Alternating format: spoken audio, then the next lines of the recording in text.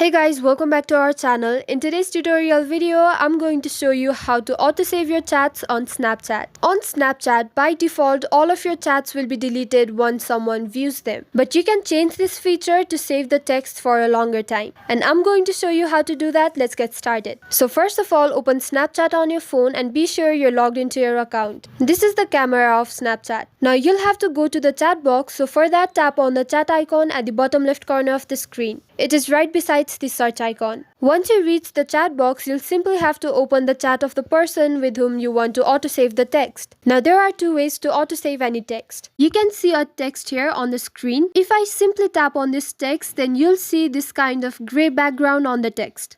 And that means the message has been autosaved and it won't be deleted once your friend opens it. The another method to do this is, first of all, you'll have to go to the profile of your friend. For that, you'll simply have to tap on their name at the top of the screen. And once you reach their profile, you'll have to tap on the three dots at the top right corner of the screen.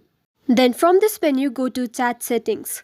Under the Chat Settings menu, you can see the third option, which is Delete Chats. Go ahead and tap on it. So here you can see two options, that is, either the chats will be deleted after 24 hours of viewing them or the chat will be deleted right after viewing them. So to save the chats, you'll have to select the second option, which is 24 hours after viewing. But when you do this, your chats will still be deleted, but they will be deleted only after 24 hours after viewing them. But when you use the first method, that is, you simply tap on the chat to save them, then the chats will be saved for a long time and not just 24 hours. So this is it for the tutorial. I hope it was helpful. Don't forget to like the video and subscribe to our channel for further tutorials. Thank you.